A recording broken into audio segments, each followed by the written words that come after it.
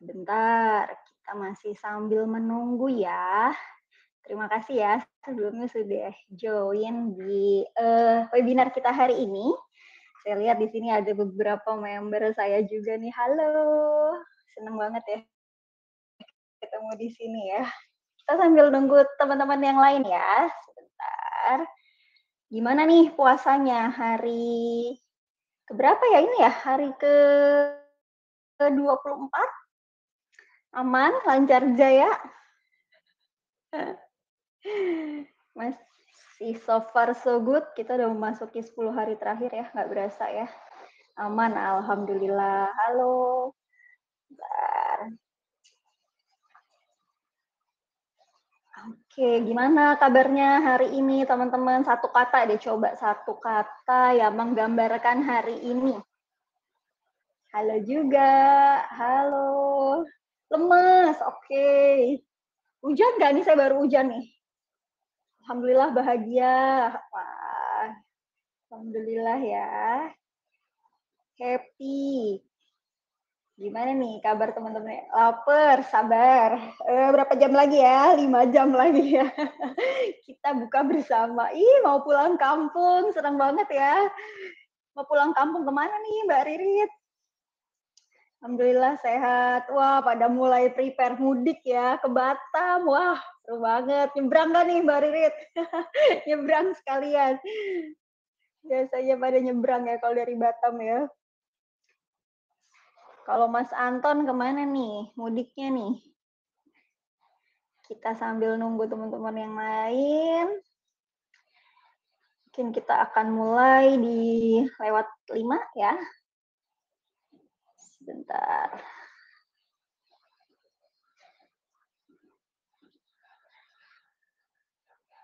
Saya Jogja dan Cilacap. Wah, lumayan ini persiapannya juga ya.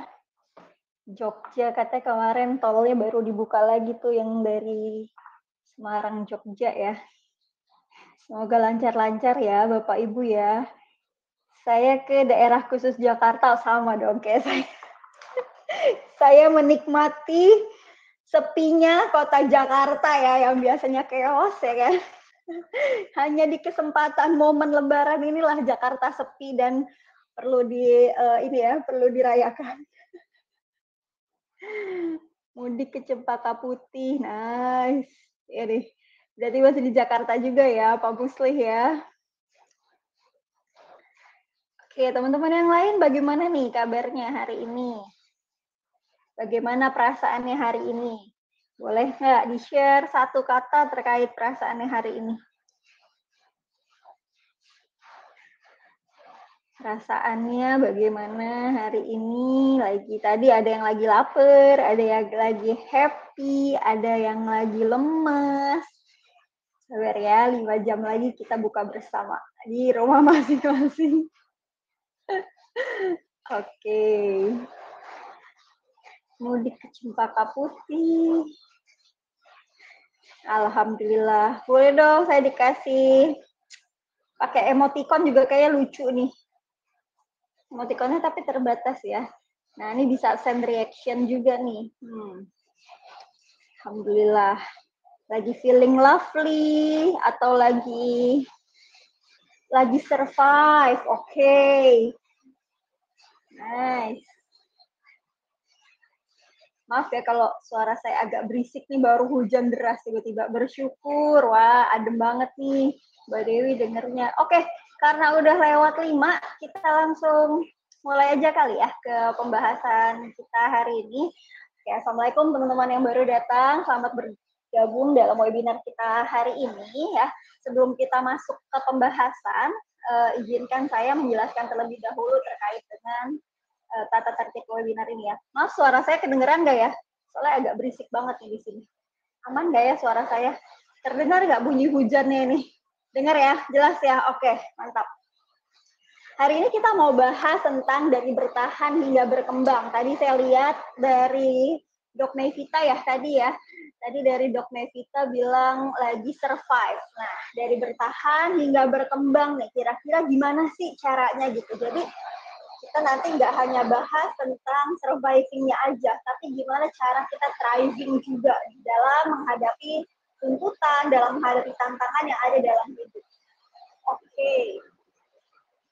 Sebelumnya, harapan saya kita bisa saling sharing ya, di sini saling sharing. Jadi senang banget kalau misalnya bisa pada aktif nih ya, teman-teman di sini semua bisa pada aktif. Nanti akan ada polling juga, terus boleh juga di chat box nanti lebih aktif juga.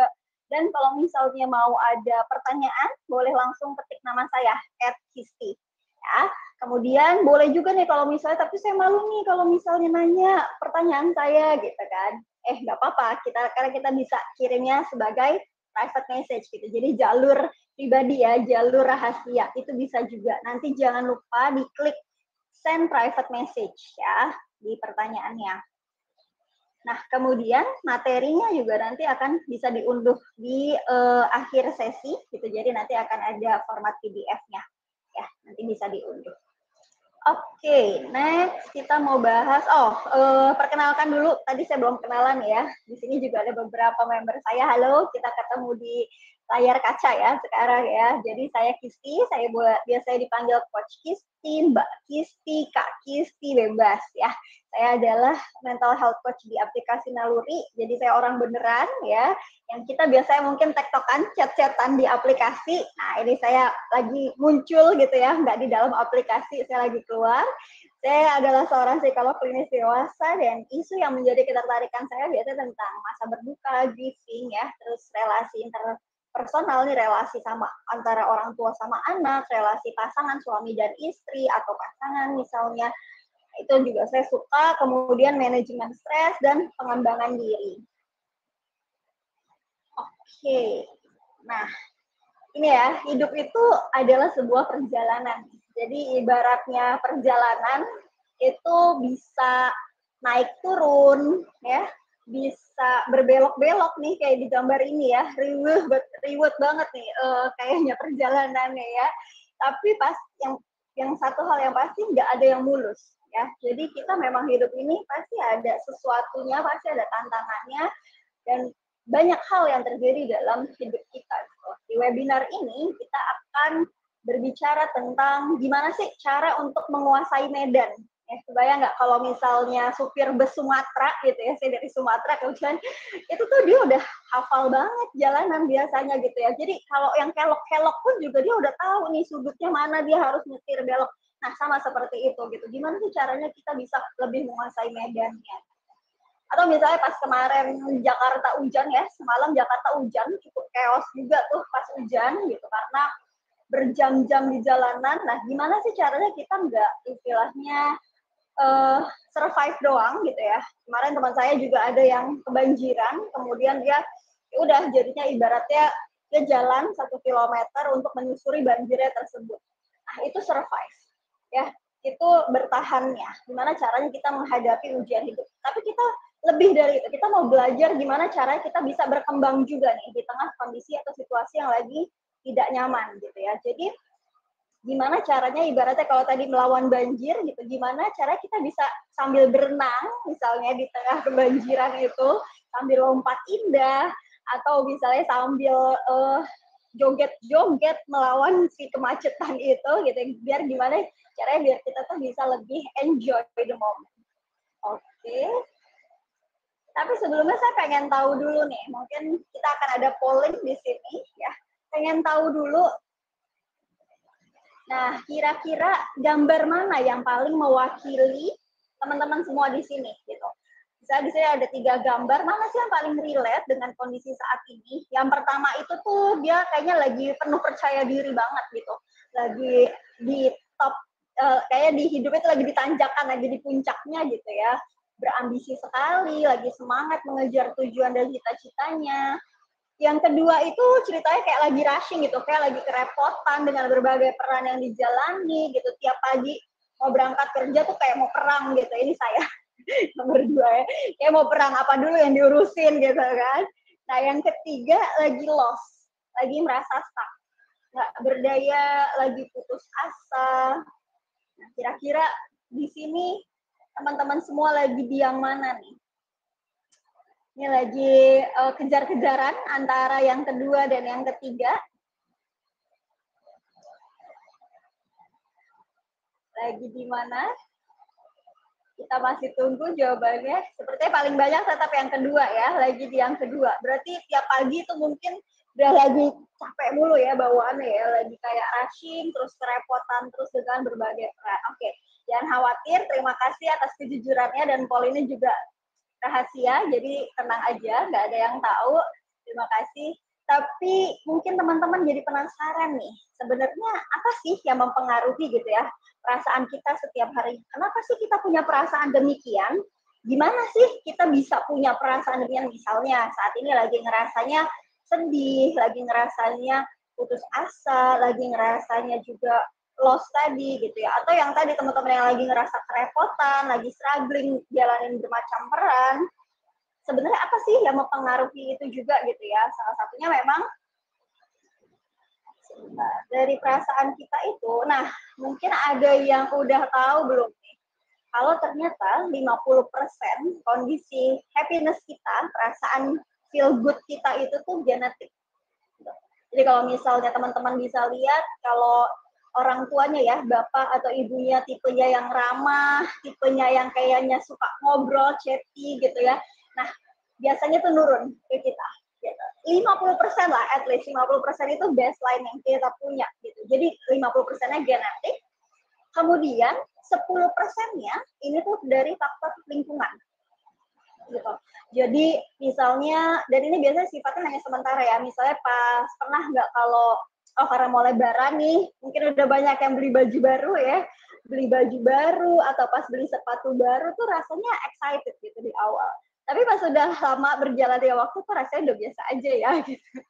Nah itulah karena yang mempengaruhi dari lingkungan tadi, dari luar tadi itu kurang lebihnya 10%. Oke, dan biasanya kita akan kembali lagi ke baseline si genetik tadi gitu. Nah, jadi perasaan bahagia ini sangat mempengaruhi gimana cara kita menjalani hidup kita sehari-hari. Ini kabar baiknya 40%-nya, ya ini cukup besar ya pie-nya ya.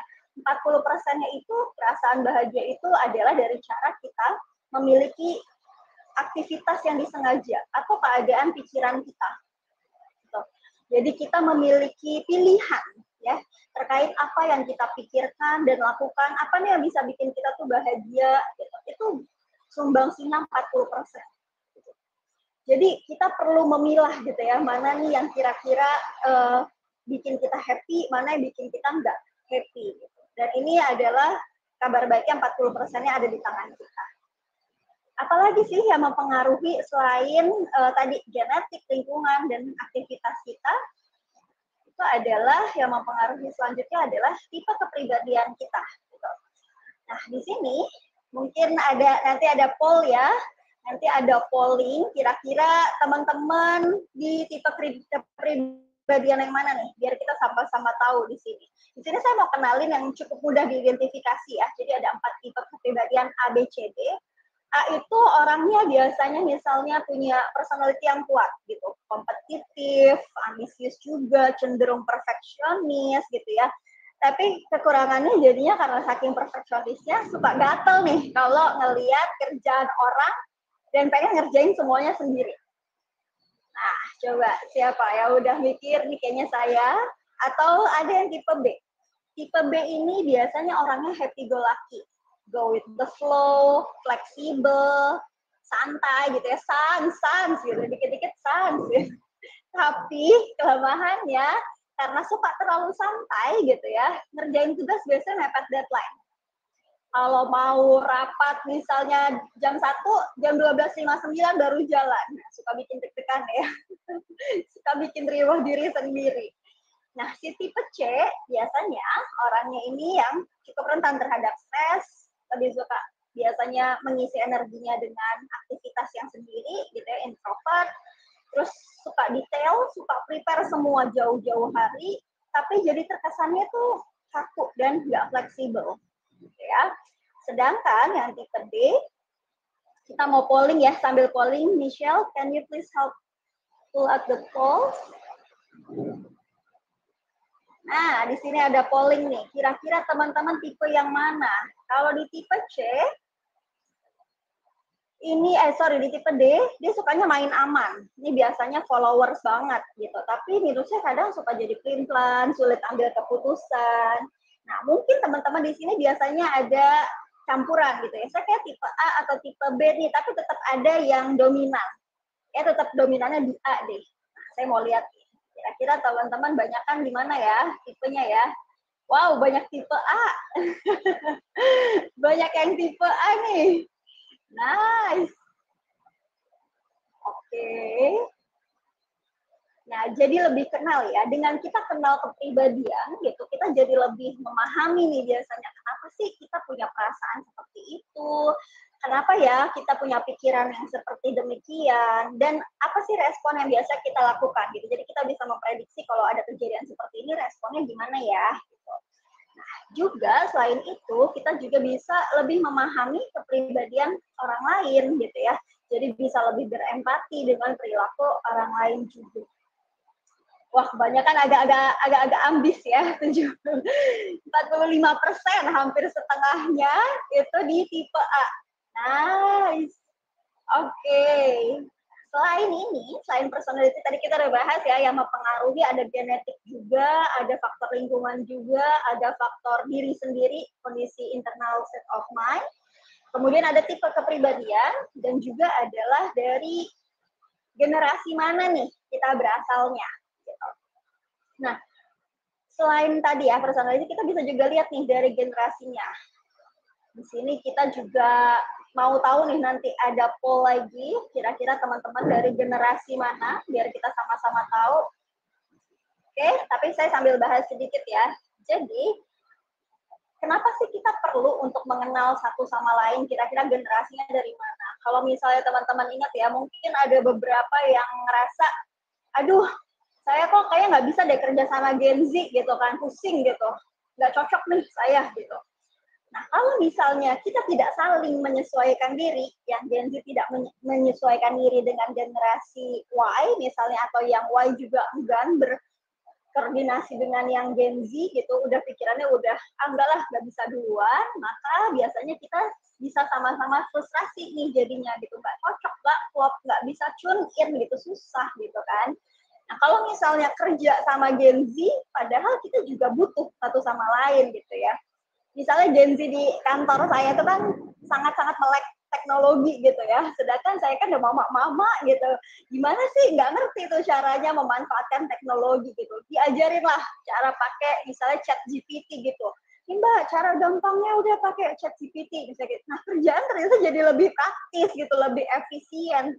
So, kita perlu juga mengenali kira-kira orang yang kerja sama kita itu tuh dari gen mana sih gitu. Apakah dari Gen Z atau dari Gen Y? Ini kalau misalnya teman-teman di sini rata-rata dari Gen Y ya. Oh, kita satu generasi berarti. Kita satu generasi. Nah, kurang lebih gimana sih cara berhadapannya? Jadi dengan adanya perbedaan generasi ini bukan menjadikan itu jadi kita jadi terpisah-pisah gitu ya, terkotak-kotak, tapi gimana sih caranya biar kita tahu gap-nya tuh di mana dan gimana cara untuk kita lebih masuk ke generasi lainnya. Ya, lebih bisa beradaptasi. Ini nanti teman-teman bisa lihat lagi untuk materinya juga. Oke, sekarang kita masuk ke tantangan nih. Lantas tantangan terbesar apa sih yang dialami saat ini? Di sini nanti di sebelah kanan ada poll lagi. Mungkin nggak ada dalam kategori ini, apakah diri sendiri, keuangan, keluarga, atasan, beban kerja. Mungkin nggak ada salah satu di pilihan ini, tapi yang paling mendominasi aja. Yang paling mendekati nggak apa-apa. Ya. Apa sih yang jadi tantangan kali ini terbesarnya? Oke. 70% diri sendiri nih. Ada yang beban kerja juga, ada yang rekan kerja juga, ada yang keuangan, ada yang keluarga.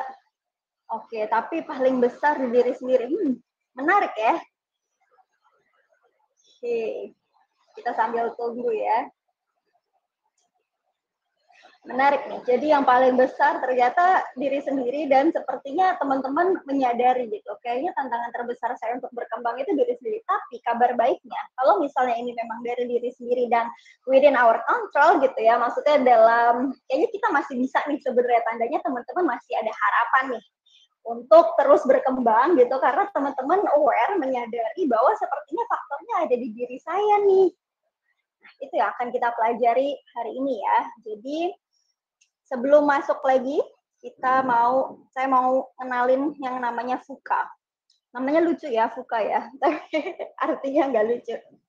Jadi banyak banget perubahan yang terjadi di beberapa dekade terakhir, bahkan yang paling dekat sama kita kemarin itu masa-masa pandemi ya. Jadi VUCA ini adalah menggambarkan gimana sih dunia yang kita hidupi sekarang itu tuh berubah dengan sangat cepat gitu ya, volatile, uncertain, kompleks dan ambigu gitu. Jadi dia berubah dengan sangat cepat, tidak terduga, dan faktornya tuh kompleks banget gitu.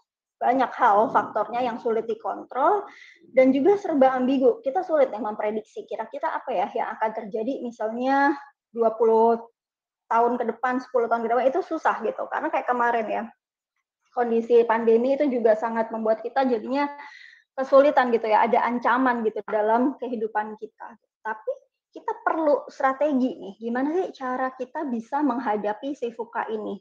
Nah, kalau dari teman-teman sendiri, nanti bisa di chat aja gitu ya, nanti bisa di kolom chat aja. Kalau dari teman-teman sendiri, kalau lagi ngadepin tantangan, biasanya hal apa sih yang dilakukan? Nah ini, cara apa sih yang menurut Anda paling baik kalau misalnya lagi menghadapi tantangan? Ini nggak ada jawaban benar dan salah ya. Oh ada poll lagi ternyata, sorry. Ada poll lagi, menurut teman-teman, cara apa sih yang paling baik dalam menghadapi tantangan? Apakah itu dengan cara diabaikan gitu ya, sumber stresnya, atau tantangannya diabaikan aja, atau misalnya dengan mencari alternatif solusi gitu, apa yang bisa dikontrol ya udah gitu, kita kontrol, atau terima aja nih keadaannya yang terjadi gitu ya, pasrah aja mau apapun yang terjadi, atau boleh dengan adaptasi. Saat situasi di luar kontrol, kita cari celah. Gimana sih caranya untuk menyesuaikan diri? Wah, menarik banget nih. Banyak yang jawabnya adaptasi.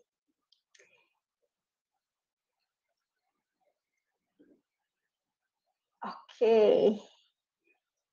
Ada lagi yang mau menjawab? Kita sambil menunggu ya. Oke, paling gampang pas pandemi kemarin ya gitu. Kita nggak bisa tuh akhirnya kita cuman pasrah doang menerima kondisinya. Kita harus segera beradaptasi. Yang paling kerasa banget itu misalnya kayak anak-anak sekolah ya pas pandemi ya. Nggak mungkin diliburin terus gitu kan. Gimana kalau misalnya mereka malah jadinya nggak bisa belajar gitu kan. Akhirnya guru-guru semuanya pada cepet-cepet untuk melakukan yang namanya kayak gini ya, pakai video call gini gitu. Karena kalau nggak bisa terus-terusan. Awalnya kan libur ya, kita semua libur, diliburin terus, ini mau sampai kapan gitu. Jadi kita akhirnya perlu beradaptasi gitu, beradaptasi dengan kondisi yang memang sepertinya udah aur-auran ya waktu itu ya, kondisinya udah sangat mengerikan lah gitu saat itu. Dan disitulah kita jadinya penting untuk beradaptasi. Gitu. Jadi memang caranya adalah yang biasanya dilakukan mungkin banyak hal gitu, tapi yang bisa kita coba adopsi sekarang adalah cara gimana kita untuk beradaptasi. Ya, lantas kalau kita udah tahu nih, oke, adaptasi. Gimana sih caranya kita bisa beradaptasi menghadapi gangguan atau menghadapi ancaman si VUCA tadi tuh, kondisi dunia yang nggak jelas, yang banyak tantangan, nggak bisa dikontrol, nggak bisa diprediksi, bahkan itu kita perlu yang namanya kita lebih fleksibel gitu. Jadi gimana nih cara kita biar bisa lebih beradaptasi? Di sini ada salah satunya itu dari acceptance commitment therapy gitu ya, approach-nya, pendekatannya di sini ACT ada konsepnya itu namanya psychological flexibility gitu, dia mengungkapkan. Jadi gimana sih caranya kita bisa lebih mindful dengan kondisi yang sekarang? Jadi ini tuh bisa dibangun gitu ya, agar kita punya psychological flexibility gitu. Jadi kemampuan gimana seseorang untuk menerima, mengatasi, menyesuaikan diri dengan situasi yang sulit gitu di tengah perubahan yang memang terjadi secara konsisten. Jadi perubahannya terus ada gitu, tapi kitanya kalau nggak berubah maka kitanya akan tenggelam gitu. Jadi gimana sih caranya biar kita bisa terus menyesuaikan diri, jadi kayak kejar-kejaran gitu ya. Nah, kitanya perlu untuk fleksibel gitu. Gimana cara membangunnya biar diri kita jadi lebih fleksibel? Yang pertama itu adalah kita coba dengan being present gitu. Jadi lebih mindful dengan kondisi here and now. Coba saya mau nanya dulu, ini raise hand aja nanti di chat. Siapa yang sekarang sambil dengerin webinar sambil multitasking? Ayo, coba raise hand. Sambil ngerjain hal lain. Nggak apa-apa loh ya. Nah, udah deh ya. Nah, ketahuan. Iya, sambil kerja. Tuh. Terima kasih loh atas kejujurannya. Ya.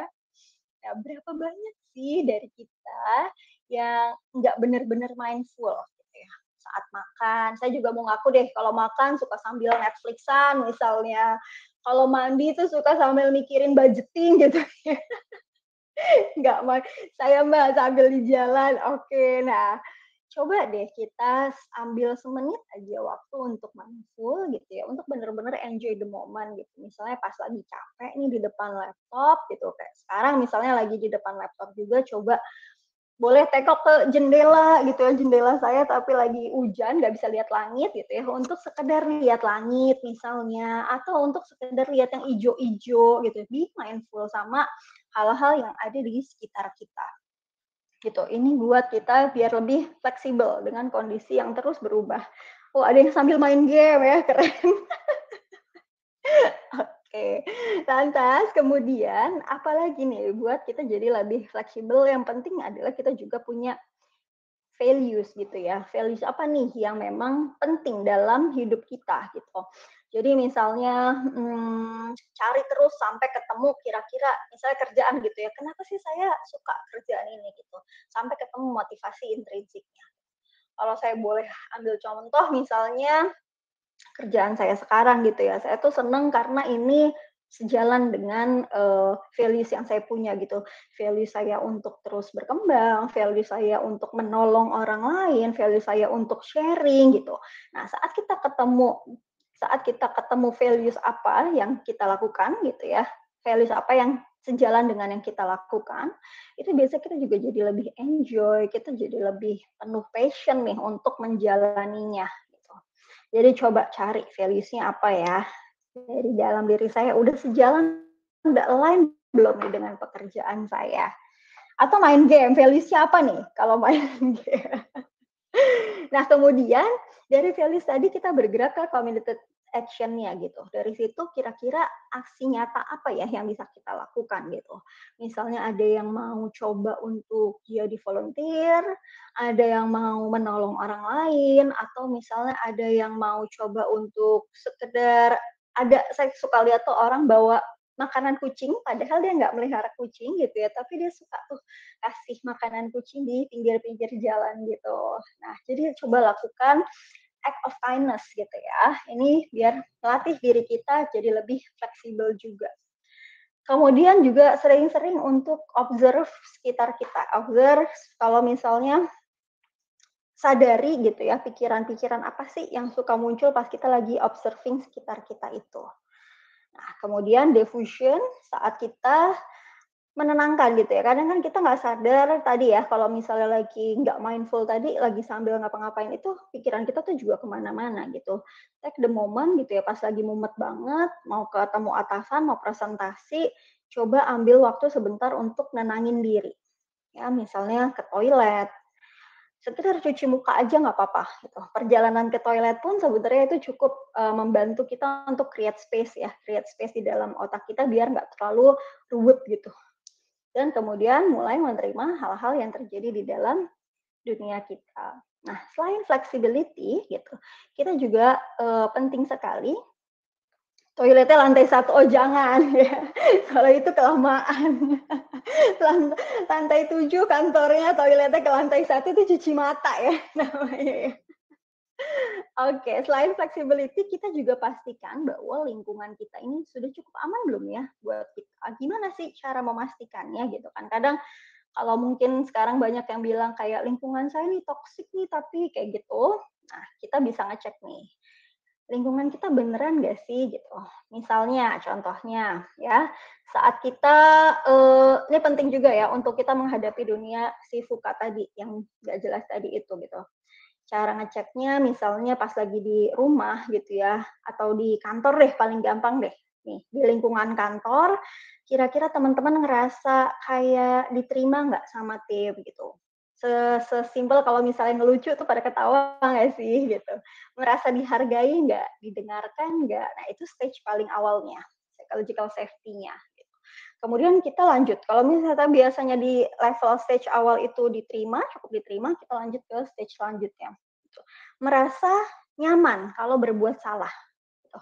Ini di fase learner ya, merasa aman berbuat salah, gitu, merasa ada pembimbing gitu ya, tanpa takut dihukum atau tanpa takut dipermalukan. Nah, ini level amannya udah di tingkatan kedua deh.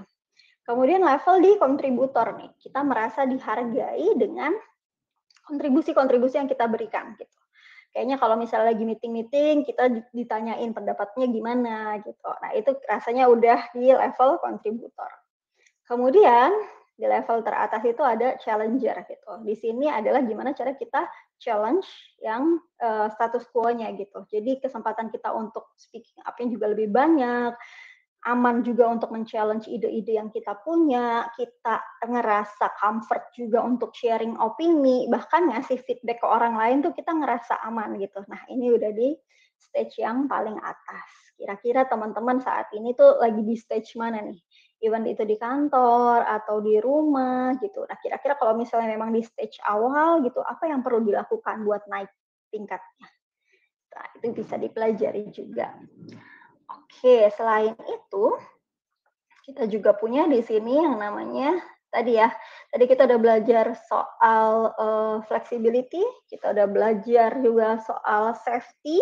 Nah, ini kerangka yang juga sangat menarik gitu ya, karena kita tadi ngomongin soal gimana sih cara membangun resiliensi. Kita masuk ke tahap resiliensinya nih gitu. Mungkin boleh di kolom chat ada yang mau share. Apa yang teman-teman ketahui tentang resiliensi? Resiliensi itu apa sih? Ada yang mau bantu jawab, resiliensi itu apa ya?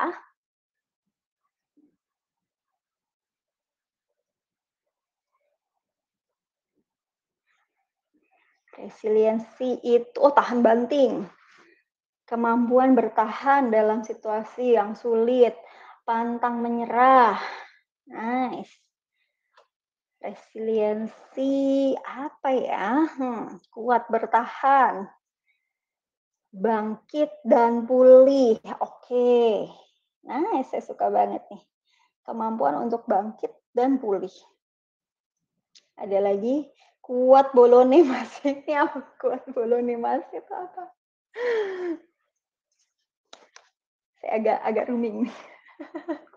Oke, jadi resiliensi adalah ya dari Mas Ferry tadi thank you udah membantu jawab juga ya. Kurang lebih ini semuanya sudah benar gitu ya, tahan banting, kemampuan bertahan. Nah, tapi tadi kita bicara soal kita nggak hanya bertahan nih, gimana sih caranya kita bisa bangkit, even stronger gitu, lebih kuat dari sebelumnya. Gimana sih cara kita bisa lompat gitu ya, lebih tinggi nih dari posisi kita yang sebelumnya, sadar untuk berkembang menjadi lebih baik. Yes, mampu beradaptasi juga. Terima kasih Mbah Google. Oh ya, terima kasih. Jadinya saya juga nggak usah googling. Oke, kabar baiknya resiliensi ini nggak kita miliki dari lahir, gitu. Jadi kita nggak terlahir ujuk-ujuk resilience, gitu. Tapi kita bisa mempelajari kemampuan-kemampuan, skill set gitu ya. Di sini nanti yang akan kita pelajarin ada 6 ya. Ada take control, hopeful outlook, informed action, nurture yourself, nurture your network, know your goals. Nah, ini adalah kemampuan-kemampuan kerangka yang dibuat dari naluri untuk kira-kira gimana sih membangun resiliensi itu. Gimana kita bisa memupuk, gimana biar kita tuh bisa punya resiliensi yang lebih baik lagi dari yang sebelumnya gitu. Karena tadi ya, kita nggak lahir semuanya ujuk-ujuk resilience gitu. Nggak ada yang lahir seperti itu gitu. Kita semua sama-sama melewati mungkin tahapannya dari guling-gulingan dulu, dari merangkak, kemudian berjalan, berlari gitu ya. Nggak ada tuh yang tahu-tahu bisa langsung berlari gitu. Jadi bayi itu juga mempelajari resiliensi. Kalau misalnya dia nggak pernah jatuh, dia nggak tahu gimana sakitnya jatuh gitu. Nah, hal apa nih yang perlu dilakukan pertama kali adalah take control gitu, pegang kendalinya gitu. Di sini saya suka ceritanya kalau misalnya kita itu lagi dalam situasi marah, misalnya antrian tahu-tahu diselak, gitu, diselak sama orang. Kita bawaannya pengen ngomel aja gitu kan.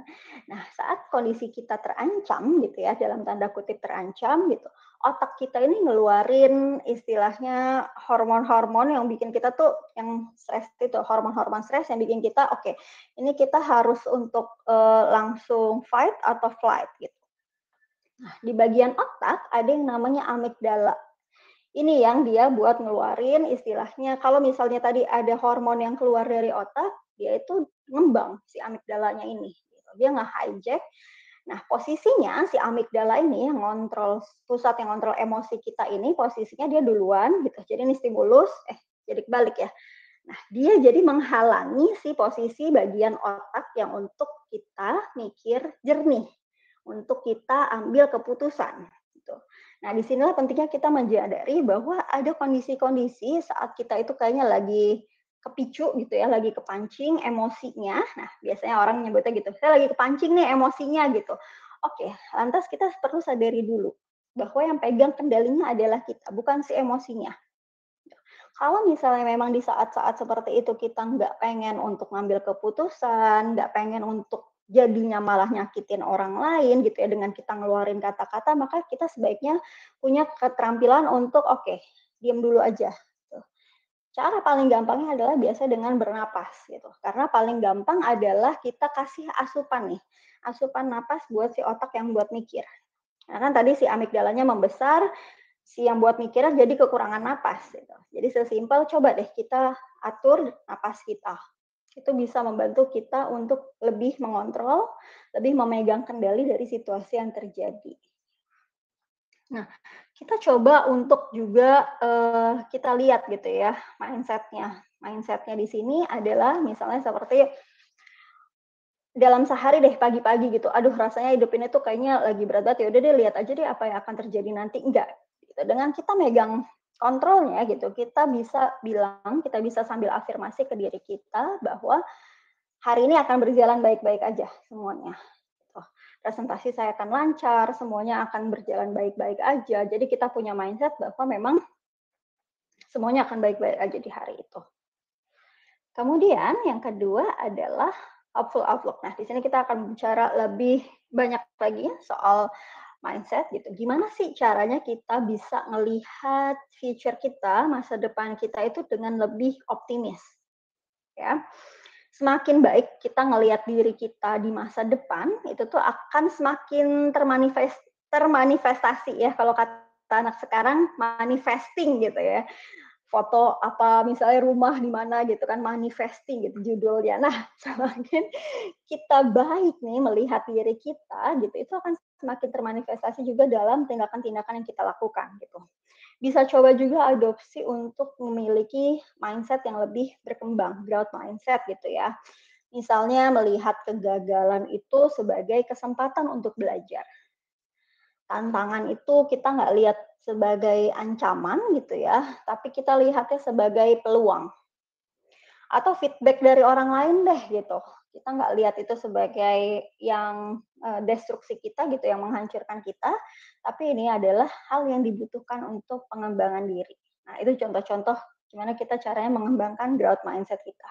Nanti banyak cara-caranya ya. Oke, setelah itu, selain hopeful outlook, yang bisa coba dilakukan juga adalah dengan informed action.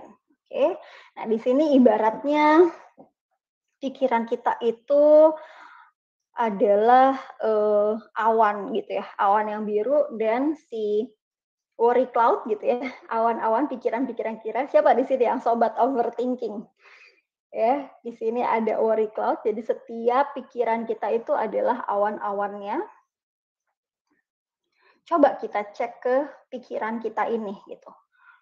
Coba ambil tangkap satu gitu ya, lagi semua pikiran-pikiran yang mungkin bikin kita jadi ngerasa khawatir, takut, cemas, coba ambil satu, kemudian kita tanyakan ke diri kita, ini pikirannya benar, ini reality, atau asumsi doang ya? Kalau misalnya itu asumsi, let it go, let it pass gitu. Tapi kalau misalnya memang ini realitinya, kira-kira apa ya root cause saya gitu ya, kenapa ya saya bisa berpikiran seperti ini? Kira-kira apa yang membuat saya punya perasaan seperti ini? Nah, kemudian kalau udah seperti itu kita lari ke action ya. Action apa yang perlu diambil? Nah, di action kita bagi dua lagi nih.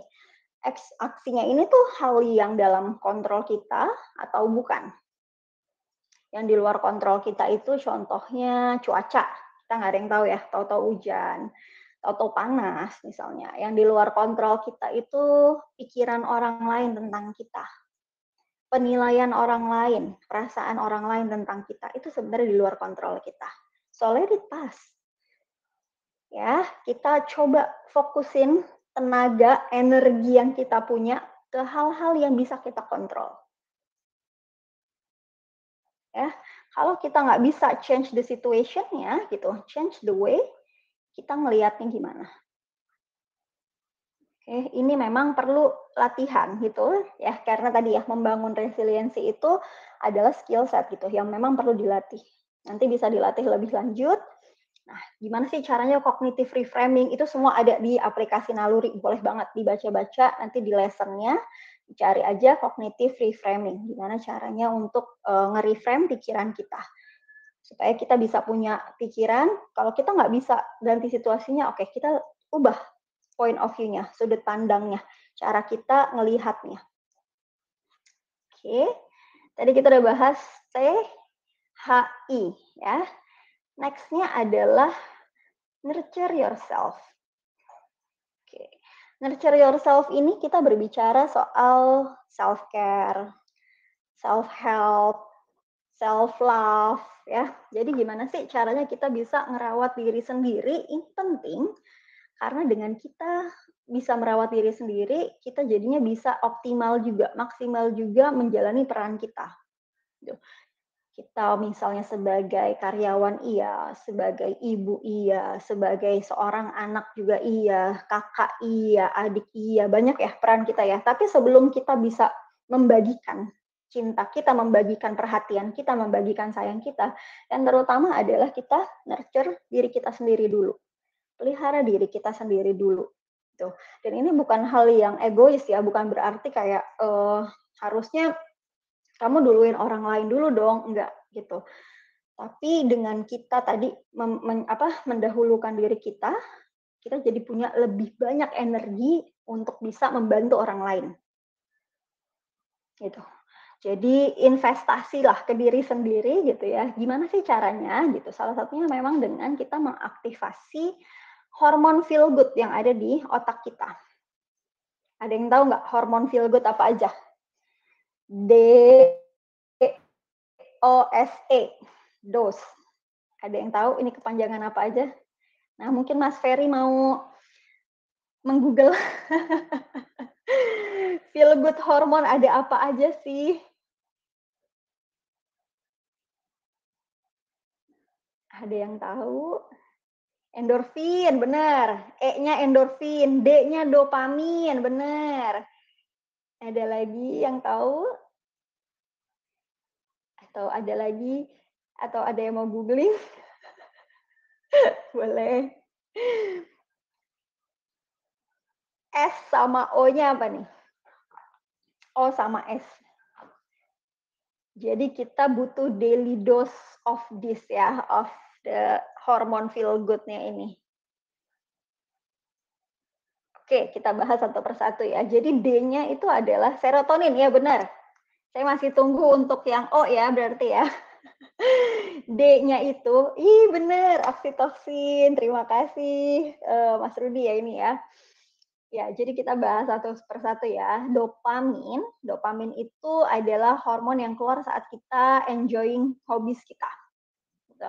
Dengerin musik, ngelakuin hal-hal yang kita sukai. Nah, gimana tuh cara? Jadi gimana caranya untuk tubuh ngeluarin dopamin? Lakukan hal-hal kegiatan-kegiatan yang tadi. Kemudian oksitosin, ini sering disebut hormon cinta gitu ya. Ini kalau misalnya ibu-ibu melahirkan, pas melahirkan itu katanya gelombang cintanya datang itu kita perlu oksitosin gitu, biar nggak terlalu sakit gitu. Jadi oksitosin ini adalah hormon yang keluar saat kita dapat support dari orang lain, atau kita mensupport orang lain gitu. Jadi ini gimana caranya kita sayang sama orang lain, gimana caranya kita dapat kasih sayang dari orang lain, terus didapat juga dari berpelukan, pegangan tangan, itu oksitosin. Ya. Kemudian tadi serotonin ya. Serotonin itu bisa didapat dari misalnya kita dengan berjemur, kembali ke alam, meditasi, makan sehat. Nah, kemudian juga dari endorfin. Endorfin ini didapatnya dari kalau kita ngelawak ya, tertawa sama teman-teman atau sama keluarga kita, atau kita lagi olahraga. Nah, pas lagi olahraga nih keluar nih si hormon endorfinnya, rilis dia. Pas kita lagi mandi air hangat, nah itu juga bisa rilis hormon endorfin. Jadi kita butuh si daily dose of TOSE ini nih, ya, buat nurture diri kita sendiri. Kita kembali ke slide, jadi kita bisa dengan ciptain asa gitu ya, harapan tentang masa depan yang lebih positif, kita lebih optimis melihat masa depan kita. Tidur juga penting banget ya, untuk kita menjaga diri kita. Terus, nah ini yang saya suka juga nih, hindari drama gitu ya, karena saat ada gak sih orang-orang di kantor atau di sekitar teman-teman gitu ya, yang kayaknya kalau ketemu dia tuh malah draining our energy gitu. Penting banget kita melakukan batasan gitu ya, menetapkan batasan. Duh kayaknya kalau misalnya lagi low banget energi, saya nggak sanggup deh ketemu sama dia gitu. Dan itu nggak apa-apa. Ya, itu salah satu self care. Menerapkan boundaries, batasan. Aktif bergerak, joget, yoga, ya, latihan bela diri, atau apapun itu, cara tadi ya, untuk ngeluarin si endorfinnya, merilis endorfinnya.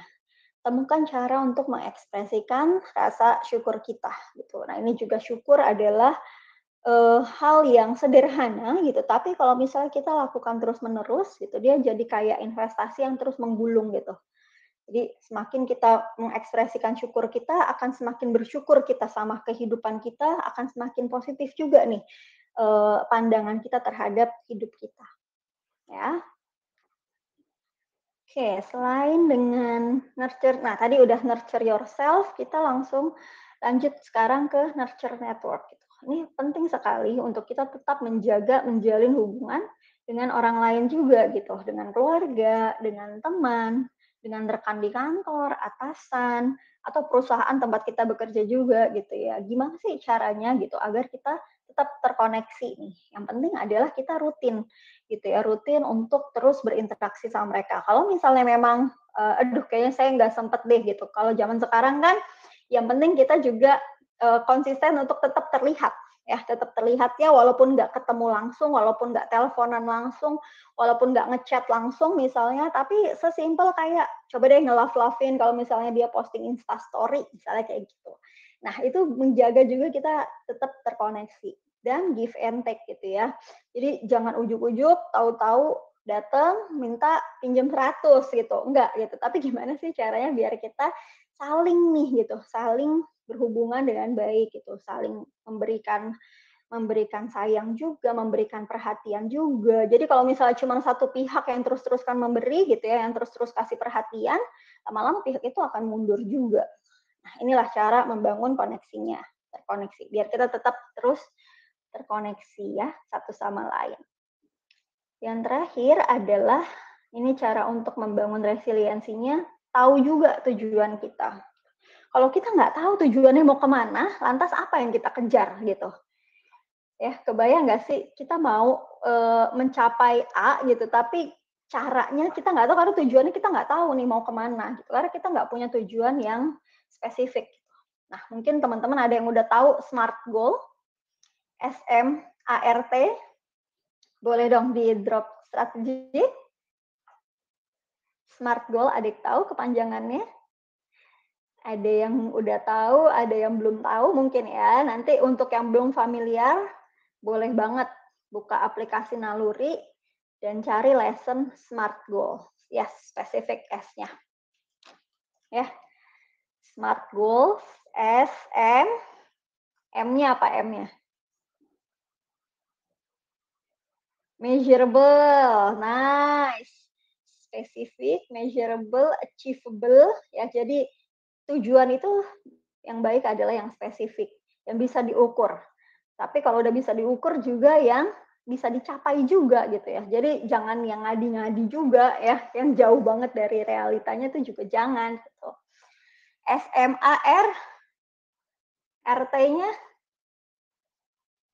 apa ya kira-kira ya? Realistik, relevan. Yes. T-nya time base ya. Jadi berbatas waktu juga. Kadang kalau misalnya kita oke dalam waktunya nggak tahu mau kapan, kita jadinya bingung juga. Misalnya saya mau turunin berat badan 5 kilo dalam berapa lama? Nggak tahu. Jadi gimana caranya gitu kan. Jadi perlu ada waktunya juga dalam 3 bulan misalnya. Oke. Nah, nanti buat yang belum familiar atau buat teman-teman gimana sih caranya untuk kita bisa dapetin goal kita yang sesuai dengan kerangka SMART ini, boleh juga chat di aplikasi ya ke main coach-nya, ke psikolognya. Tadi saya habis dengar webinar, saya mau tahu dong, saya sekarang tujuan hidupnya apa ya? Atau yang lagi lost gitu ya, bingung, boleh dikonsultasiin langsung ya nanti ya via chat. Oke, nah di sini ada organ-organ. Ini yang menarik adalah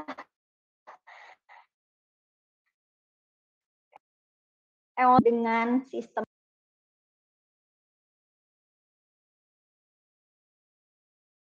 Apakah saya sudah kembali? Halo? Apakah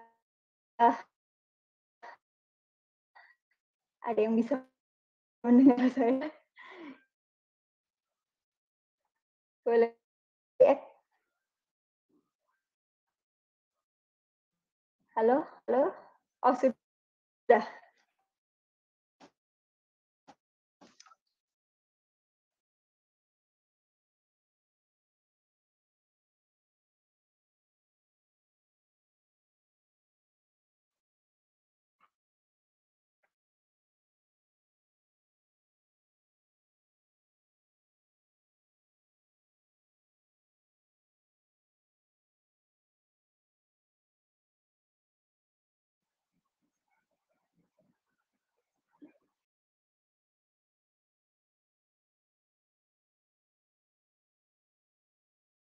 Kembali. Tadi ini lucu banget. Nge-lag bahasa Jawanya haus. Saya jadi haus. Halo, apakah saya udah terputus-putus, Mbak? Aduh, seperti hubungan kita. Halo, apakah saya sudah kembali? Oh, udah ya. Alhamdulillah. Inilah yang saya bikin deg-degan kalau misalnya hujan. Udah oke ya. Kalau hujan tuh kayak memang suka gini. Oke. Jadi tadi sampai emosi kita itu sangat terkoneksi dengan syaraf, ya, dengan imun kita dan dengan kesehatan organ-organ yang ada di dalam tubuh kita. Gitu. Jadi dengan meningkatkan resiliensi kita, dengan meningkatkan emosi kita, gitu ya, yang lebih sehat secara mental, gitu, kita juga akan lebih sehat secara fisik juga. Oke, kita langsung masuk ke sesi tanya jawab yuk. Belum deh, saya lupa. Maaf ya. Ini, kalau misalnya teman-teman bingung bertanya-tanya dari mana ya, saya kira-kira bisa menanyakan lebih lanjut terkait dengan resiliensi, terkait dengan caranya thriving tadi, caranya untuk bounce back, caranya untuk berjuang. Nah, boleh banget. Nanti tahu dulu, yang penting tahu dulu kira-kira kita ini lagi di mana gitu ya. Apakah kita lagi ada resiko depresi atau lagi ada resiko kecemasan, ada resiko stres di dalam kehidupan kita saat ini. Itu penting untuk mengidentifikasi gitu. Tapi kalau misalnya hasilnya merah, bukan berarti punya depresi misalnya, atau bukan berarti lagi punya kecemasan, itu berbeda ya, tapi ini adalah kira-kira untuk mengidentifikasi ada resiko ini atau enggak. Kemudian, yang bisa dilakukan juga adalah booking konsultasi one on one. Jadi one on one ini adalah konsultasi seperti ini, video call tuh, dan rahasia iya, gratis juga iya, gitu nanti dengan psikolog atau dengan konselor. Jadi bisa langsung scan di sini kalau misalnya mau langsung booking sesi one on one. Kemudian boleh juga nanti ke aplikasi Naluri, boleh ngobrol via chat ya, kalau aplikasi Naluri ya, via chat. Nanti bisa download langsung aplikasinya, atau kalau misalnya, aduh saya kalau misalnya di handphone kecil banget gitu, ini biasanya yang udah berumur gitu ya, agak susah nih kalau misalnya dari handphone tulisannya kecil-kecil banget. Nah, kita juga ada experience dari Naluri Web ya, jadi bisa kalau misalnya ngetiknya lebih nyaman lewat laptop, bisa langsung di webnya. Oke, nah kita langsung masuk ke sesi tanya jawab. Nah, sebelumnya di sebelah kiri tuh ada yang muncul, gitu ya. Boleh nanti langsung dimulai. Ini buat feedback sesi kita hari ini. Kira-kira nanti ke depannya mau ada bahas tentang apa di community webinar. Nah, bisa di-share di sini. Kita sambil nunggu yang sesi tanya jawab ya, yang mau bertanya. Maaf ya, tadi ada kendala teknis, kalau lagi hujan emang suka begitu.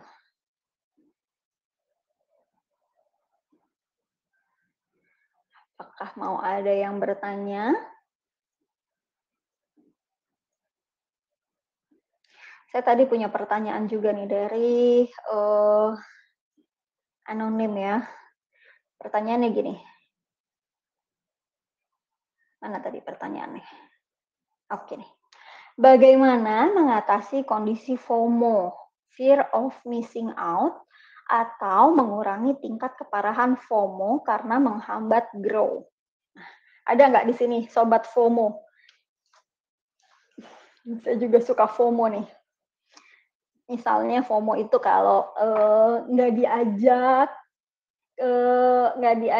ke acara reuni, saya juga. Atau misalnya teman lagi dapat hampers, saya nggak dapat hampers ya, FOMO juga gitu. Nah, gimana nih? Tadi ada yang nanya caranya untuk mengatasi kondisi tersebut. Nah, teman-teman bisa misalnya kayak mulai coba untuk detox sosmed. Tuh, ini penting banget sih gitu ya, karena memang kadang apa yang kita lihat di sosmed itu tuh udah terlalu banyak gitu, udah terlalu nggak realistis gitu ya. Karena semua yang ada di sosmed itu kan sebenarnya sudah dikurasi ya sama si empunya biar terlihat yang baik-baiknya aja gitu. Jadi kita hanya melihat sebagian persen, sekian persen dari kehidupan mereka. Nah, kadang kita jadinya bikin kita tuh jadi ngerasa FOMO tuh, kok dia udah punya mobil baru, saya belum. Kok dia udah punya rumah baru aja ya, saya kok belum. Nah, kalau misalnya udah muncul tanda-tanda kayak gitu, coba deh untuk detox dulu sosmednya. Ya, udah detox sosmed, kita coba untuk lebih banyak berinteraksi sama orang di luar gitu ya, yang real ya, yang benar-benar sama teman juga boleh, sama sahabat juga boleh, tapi yang benar yang penting adalah yang orang beneran gitu, yang real gitu ya. Jadi nggak hanya di sosmed doang. Karena dari situ biasanya orang baru cerita tuh, sebenarnya kemarin gue habis ini gitu. Kita baru tahu tuh gitu realitanya. Oh, ternyata nggak semua orang tuh baik-baik aja ya. Ada juga yang punya kendala misalnya seperti itu. Kemudian bisa juga dengan tadi detox sosmed udah, ketemu sama orang yang real juga. Nah, banyak-banyak kita melihat gitu ya, membandingkan diri kita sendiri sama diri kita di masa lalu. Sama diri kita di 5 tahun yang lalu misalnya. Hal apa aja sih yang udah kita capai di saat ini? Kemudian kita embrace gitu. Kadang kita terlalu sering untuk kayak, ah lu payah lu belum mencapai A misalnya kayak gitu ya. Padahal kita udah lebih baik loh. Kita udah berusaha untuk lebih baik dari diri kita yang 5 tahun yang lalu. Nah, itu kan juga udah baik gitu sebenarnya gitu. Jadi banyak-banyak kita melihat, mereview, merefleksikan diri sendiri dan membandingkannya dengan diri sendiri gitu ya. Kemudian kita juga embrace dan kita apresiasi gitu. Kita apresiasi apa hal-hal yang udah kita capai, yang udah kita usahakan karena itu kan semua dari diri kita ya. Itu bukan istilah bukan cuma luck doang, tapi kita mengusahakan loh untuk kita bisa mencapai hal itu. Gitu. Jadi coba untuk apresiasi juga dan mensyukuri gitu ya, mensyukuri apa-apa aja yang udah kita miliki sehingga kita nggak lagi banyak terganggu dengan apa-apa yang orang udah miliki gitu. Saya suka banget ada yang pernah bilang juga, jangan bandingkan istilahnya halaman satu kita dengan halaman 250 sekian punya orang lain gitu, karena udah beda nih, ya kan? Udah beda ininya.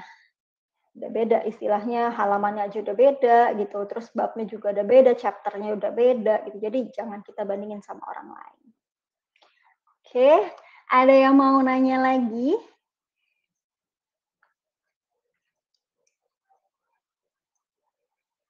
Ada yang mau nanya? Atau ada yang bertanya via private? Oh, belum ada. Belum ada yang bertanya via private. Kita sambil tunggu ya. Nah, ini boleh sambil di-download handout-nya ya. Ini ada lagi nih yang bertanya juga. Bagaimana mengkondisikan harapan yang tidak sesuai dengan kenyataan gitu. Nah, jadi memang di sini kita perlu melihat bahwa memang ada hal-hal yang udah kita usahakan gitu, tapi kok ternyata belum kebagian nih, belum gitu. Kata kuncinya adalah di belum gitu. Saat kita merasa bahwa oke, kalau misalnya kita bisa lihat harapan kita ini terlalu tinggi atau enggak ya, kita bisa ngukur tuh, kita bisa coba manage ekspektasi kita gitu. Tapi kalau misalnya memang kita udah mengusahakan maksimal, kita udah berbuat banyak hal gitu ya, tapi enggak juga mencapai apa yang kita harapkan gitu realitanya, saya sukanya bilangnya itu adalah belum. Atau mungkin ada hal lain gitu ya, ada rencana lain yang memang sebenarnya disiapkan nih untuk kita gitu. Karena kadang kita memang berpikirnya bahwa apa-apa yang kita inginkan itulah yang terbaik buat kita, padahal belum tentu ya. Kalau misalnya harapan kita itu ternyata memang mungkin belum baik buat kita saat itu. Jadi gimana caranya mengkondisikan harapan yang tidak sesuai dengan kenyataan, kita kembalikan lagi bahwa memang setiap harapan itu adalah hal-hal yang memang belum tentu gitu, belum tentu terjadi, tapi kalau misalnya tugas kita adalah mengusahakan maksimal dulu aja deh. Gitu. Nanti hasilnya kita pasrahkan ke Tuhan gitu ya. Kalau misalnya memang belum saat ini jodohnya ya belum gitu. Nantinya akan ada. Oke, ada pertanyaan lagi nih. Ini menggali dan memahami diri sendiri lebih dalam. Ini apakah pertanyaan? Oke, bedanya resiliensi dengan adaptasi apa ya Mbak? Oke, kalau tadi ya, jadi memang orang-orang yang resilience itu adalah orang-orang yang biasanya bisa lebih beradaptasi. Ya, jadi ini termasuk bagiannya juga gitu. Gimana sih cara dia bisa resiliensi adalah dia bisa beradaptasi. Dulu saya jadi ingat saya punya tanaman gitu ya, rumput-rumputan gitu, tapi ternyata saya nggak telaten gitu untuk even buat ngejaga biar dia tetap tumbuh. Akhirnya saya frustasi gitu, akhirnya saya ganti lah itu rumput-rumputan dengan si batu. Nah konon kata tukang tamannya nih, Mbak kalau misalnya mau diganti batu, tanahnya harus dilapisin pasir dulu. Nanti habis dilapisin pasir, ada kayak net gitu, warna hitam, saya lupa namanya, jaring-jaring gitu. Nanti dilapisin lagi itu, baru dikasih batu. Biar tanaman nggak muncul lagi, Mbak. Biar nggak numbuh lagi nih tanamannya. Oke, saya lakukan itu. Tapi ternyata tetap ada tanaman liar yang muncul gitu. Nah, di situ berarti memang ada kemampuan beradaptasi gitu, biar dia tetap bisa resilient, biar dia tetap bisa hidup gitu ya. Dia mencari cara nih, mencari celah gitu. Kalau misalnya bukan dari tanah gitu kan, dia mencari celahnya dengan hidup dari pasirnya tadi itu. Ini amazing banget sih dari si tanaman itu saya jadi belajar, oh ini ya resiliensi gitu. Gimana kemampuan kita untuk paranet ya namanya Pak Edi, ya bener. Gimana sih caranya kita untuk beradaptasi walaupun medannya tuh nggak sesuai gitu, nggak nyaman nih sebenarnya, gitu. Nggak terbiasa nih, kita nggak familiar dengan medannya gitu. Oke, ada pertanyaan lagi Kak, mau nanya dong, bagaimana cara kita menghapus pemikiran rasa bersalah terus-menerus akibat trauma? Nah, kalau misalnya ada ngerasanya bersalah gitu ya, biasanya memang kalau misalnya rasa bersalah itu muncul saat kita terlalu mengkritisi diri kita sendiri.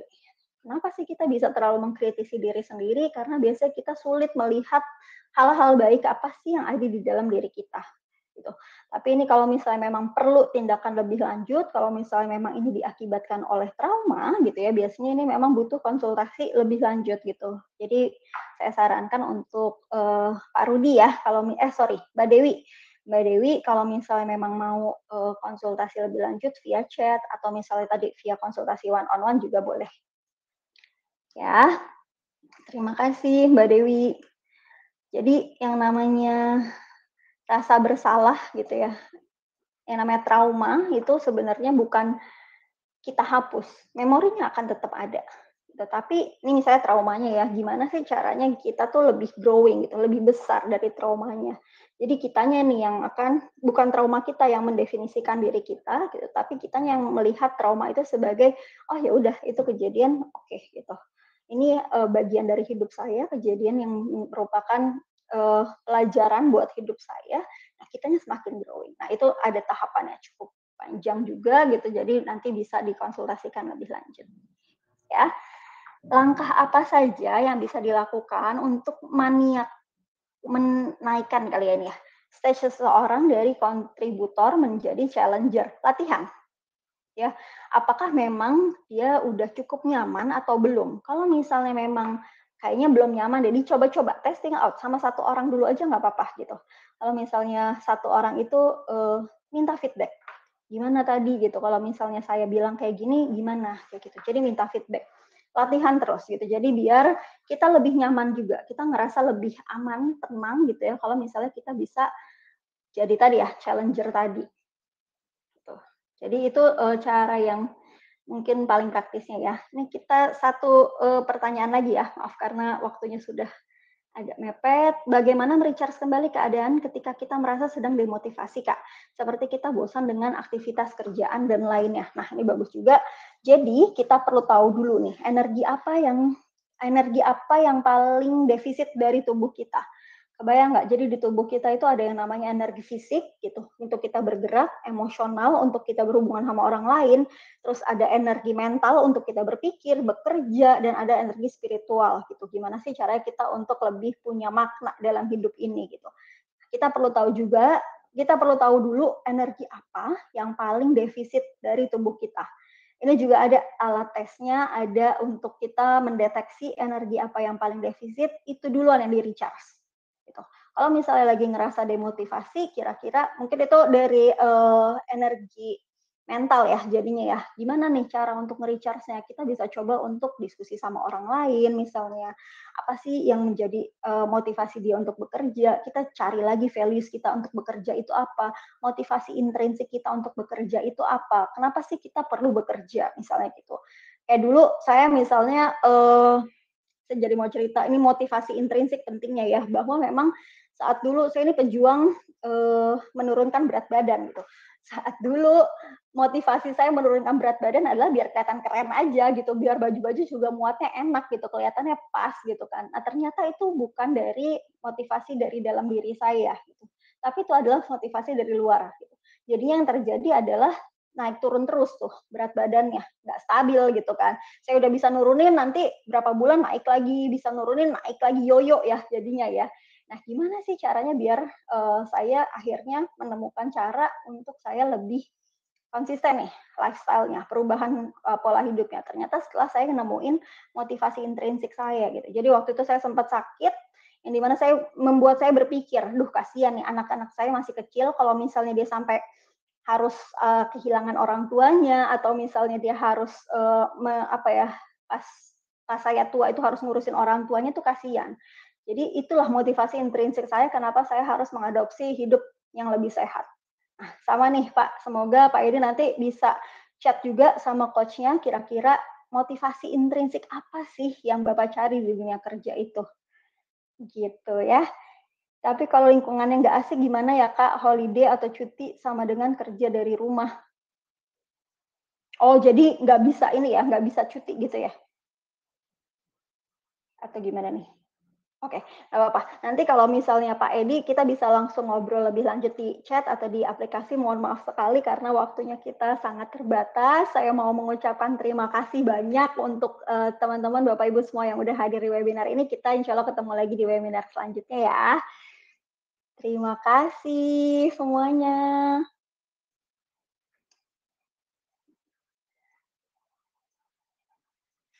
Atas pertemuan singkat kita yang berkesan ya. Saya juga berkesan. Lucu banget nih Pak Ferry dari tadi ada-ada aja.